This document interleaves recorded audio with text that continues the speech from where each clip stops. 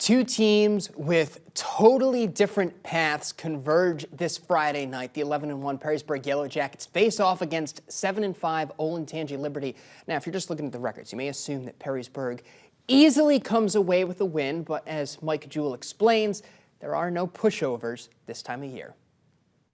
Fostoria High School is the site of this Week 3 D1 playoff battle between Dirk Connor's Perrysburg Yellow Jackets and the Olentangy Liberty Patriots. This is a good football game with two real similar teams. Don't be deceived by that 5-5 regular season of the Patriots. This is a team that plays a tough D1 schedule. All 10 of their opponents in the regular season won a playoff game. 4 of them are still alive now in Week 3. They play an up level and they play with physicality. Perrysburg, remarkable football team. I've seen them all year long. I would have loved to see them get one more crack at Dublin Jerome, who beat them in Week 1. That didn't happen because last week, these Patriots whipped Dublin Jerome 28-14.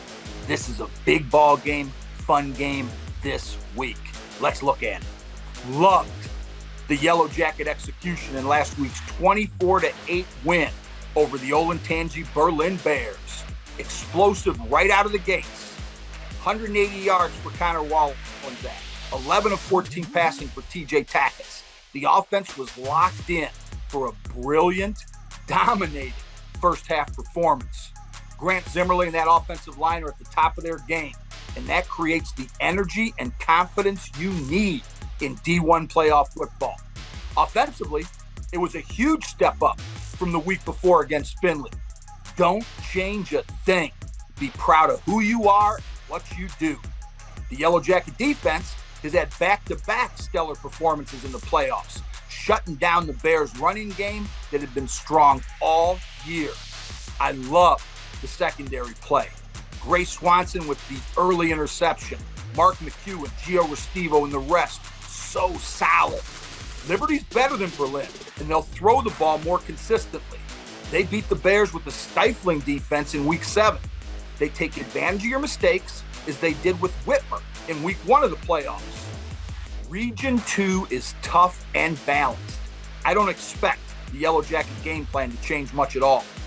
A two-pronged running attack with Wallensack and the underrated Tackett as a runner, moving the chains. They did it 16 times in that first half last week.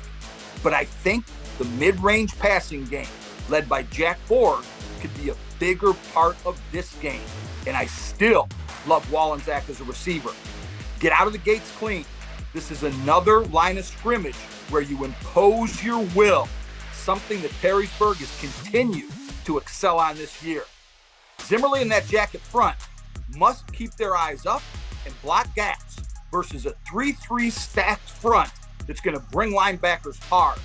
The zone read with Tackett and Wallensack will be the normal, tough and talented selves. So stay on blocks and get off the ball. The 3-3 stack can sometimes be a bit of a feast or famine defensive front, and the Patriots play it very well. The Jackets need a tough, disciplined next play mentality, along with stubbornness. Keep feeding Wallensack. Strong communication and commitment on pass protection especially.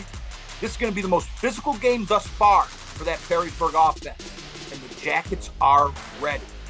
Offensively, the Patriots are coming off their strongest passing game performance. Sophomore quarterback Andrew Leonard was 23 for 27, 263 yards, and 3 touchdown passes.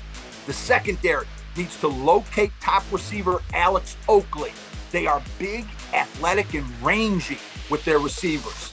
Keep on making plays all over the field like you've been doing in this second half of the season.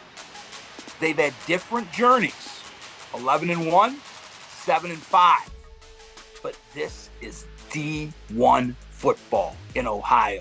Perrysburg, go get that third win against a team that's gritty, tough, and physical. Wallensack, Tackett, Bohr, Zimmerly, McEwen. Have fun and reach that next level. Good luck get after it.